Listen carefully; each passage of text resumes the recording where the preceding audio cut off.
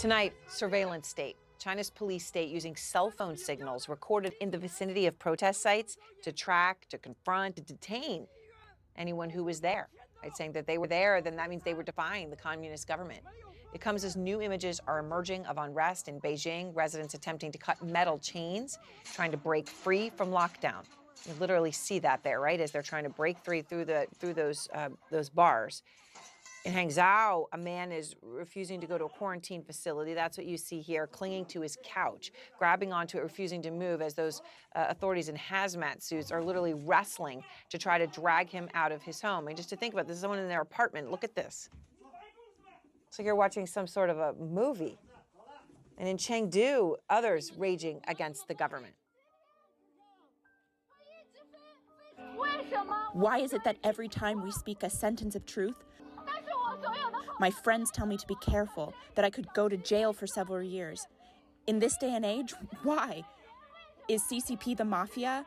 Why not let people speak the truth? Source telling CNN tonight that Chinese President Xi Jinping finally addressed the unrest in his first known comment since the protests. She's saying the uprisings are, quote, mainly students who are frustrated after 3 years of COVID. Tonight, the government says it's taking some small steps towards easing restrictions, but is this just lip service? Is this going to quiet the protests? I want to go out front now to the New York Times China correspondent Vivian Wang. She is in Beijing, has been covering all of this. And Vivian, from what you've seen and experienced, I sort of just sticking out here, the authorities are using those cell phone data to track protesters. It just sort of like, wow, right? That one demonstrator is telling us they got a phone call this week from a police officer. He said, I'm calling you because we tracked you down. Your cell phone signal was near a protest site in Beijing. What more are you learning about tactics being used by the police? We're seeing a mix of sort of high-tech technology like cell phone signal, like facial recognition technology, and also old-fashioned tactics. So we've heard reports of police simply stopping people walking by on the street, asking to search their cell phones and seeing if they have foreign messaging apps. Where we saw at the Beijing protest I was at on Sunday that they were filming participants and using that as a method to track them down later. So it's a mixture of high-tech and very old-fashioned brute policing.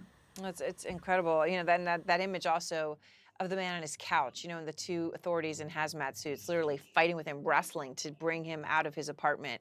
You have been covering the story extensively from Beijing, right? You've been living there with the lockdown itself, and now they say they're easing some restrictions.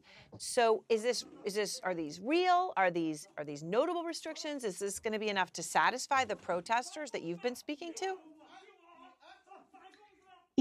It's hard to say to all of your questions. I mean, they are notable easings in the sense that people's lives are going to get easier. In Beijing, for example, you no longer need a COVID test in the last 48 hours to get on public transit.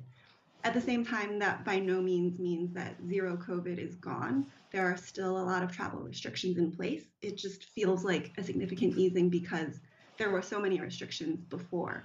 And as for whether it'll satisfy the protesters, that's also hard to say. I mean, it's a very disparate group with a lot of demands. It will probably blunt some anger among people who are primarily angry about zero COVID. But for the people with broader demands about democracy and freedom of speech, probably not. And so it's very hard to say where this goes from here. Yeah. All right. Well, Vivian, thank you very much. Appreciate your sharing your reporting for us. As you said, Vivian right now is in Beijing.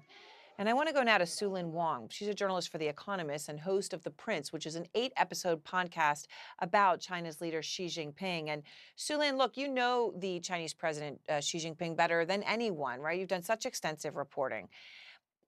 How surprised do you think he has been by the protests that we've seen around China?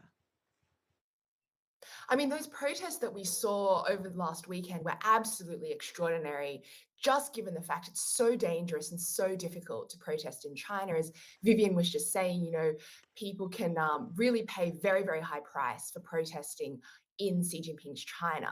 But what's also important to remember is that, it was a couple of hundred people, a couple of thousand people in multiple cities, and there's a country of 1.4 billion people. So, from Xi Jinping's perspective, those protests were definitely something he was paying attention to, but it was a handful of Chinese venting their anger and frustration in a country of 1.4 billion people. And you know, the images that keep coming out though, they really are. It is amazing to sort of think, gosh, we're living on the same planet. I mean, let me just play another video for you. And I know you've seen so many of these, obviously, Sulin, because you know you're living and breathing this. But this was posted just this week. Hazmat clad workers spraying clouds of disinfectant on a building. Right? This is still a common sight all over China. Brings us back to, you know, the first days here in the beginning of 2020 in Wuhan. Experts have said the transmission of the virus via contaminated surface is exceptionally low, right? This exercise seems largely pointless. Why do you think she is still doing things like this?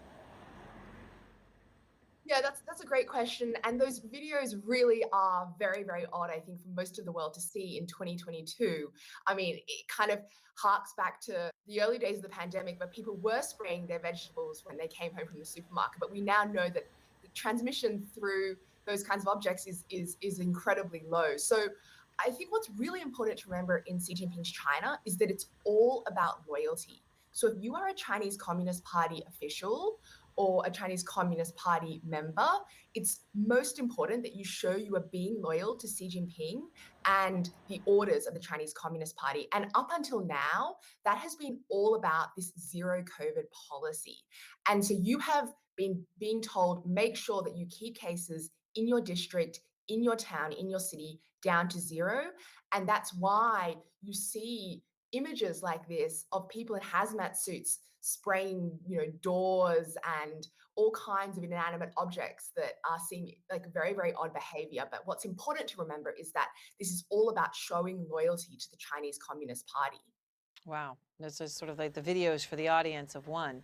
It is stunning to see this and to see what we're watching unfold. Sulin, thank you so much. I'm so glad to have the chance to speak to you.